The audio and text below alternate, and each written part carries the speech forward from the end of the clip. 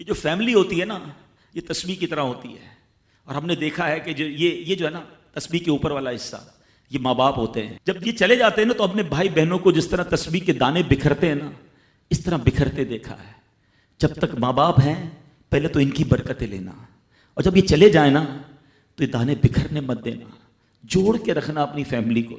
یہ فیملی، یہی تو پیار ہے زندگی میں. تھوڑے سے پیسوں کے لیے بھائی بہن لڑتے ہیں، جائیداد کے لیے بھائی بہن لڑتے ہیں، تھوڑے کاروبار کے لیے لڑتے ہیں. ارے قربان کر دو، کوئی بات نہیں، بھائی کو تھوڑا زیادہ چلا جائے، بہن کے میری بہن کے گھر میں ہی جا رہا ہے نا، یہ تیرا ہے، یہ میرا ہے، نہ کیا کرے.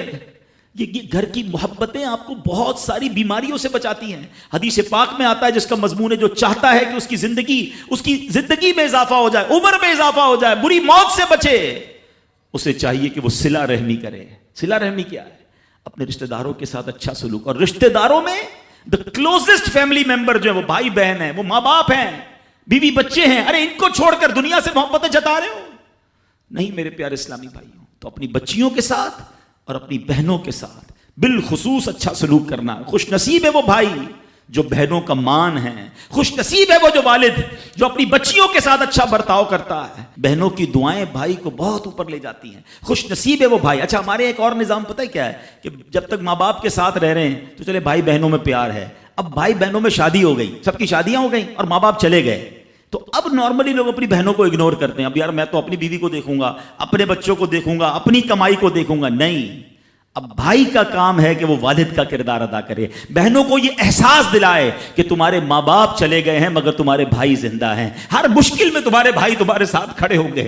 کبھی بہنوں کو یہ ریئلائز مت کرانا کہ وہ اکیلی کہیں کسی پرابلم میں ہو تو وہ اکیلے میں سوچے کہ میرے ماں ہوتی تو میں ماں سے بات کر لیتی، باپ ہوتا تو میں باپ سے کہہ دیتی، بھائی کو کیا کہوں وہ تو سنتا ہی نہیں ہے. ہیں ایسے بھائی آج بھی کہ بہنیں انہیں اپنا دکھ بھی شیئر نہیں کرتی ہیں، بلکہ بھائیوں کو پڑی ہی نہیں ہے بہن کدھر گئی. یہ مت کرنا. اگر تم اپنے ماں باپ کی روح خوش کرنا چاہتے ہو نا تو بھائی بہن جڑ کے رہو، بھائی بہنوں میں پیار رکھو. یہ پیسہ سب کچھ نہیں ہے. ارے جو کچھ میرے پاس ہے اگر میرا بھائی بہنوں پہ خرچ ہو جائے تو اس سے اچھی کیا چیز ہے. یہ یاد رکھے جو سوشل میڈیا پہ ہزاروں فرینڈ بنائے بیٹھے نا کہ میرے 5000 فرینڈ تو میرے 10,000 فرینڈ، کسی دن بستر پر پڑو گے نا اسپتال میں تو اس بستر کے کنارے تمہیں تمہارے بھائی بہن ہی نظر آئیں گے.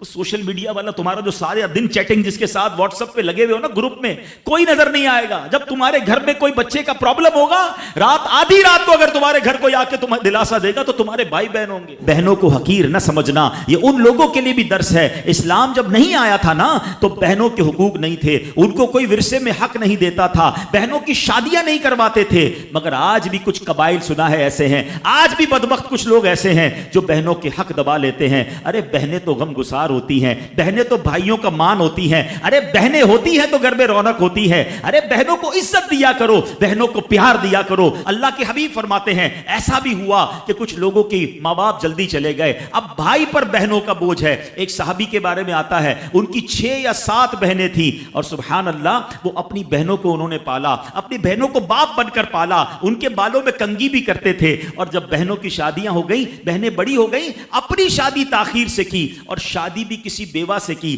پوچھا گیا کہ کیوں بیوہ سے شادی کی؟ کہا میری بہنوں کو ایک ماں کی حاجت تھی، میں کوئی جوان لڑکی لے آتا تو بہنوں کا کیا ہوتا. اللہ اکبر، یہ صحابہ کا انداز. اور آج جو بہنوں کا حق دباتے ہیں، آج جو بہنوں کو ذلیل کرتے ہیں، نہ کرنا. ہمارا اسلام بہنوں سے محبت کا درس دیتا ہے.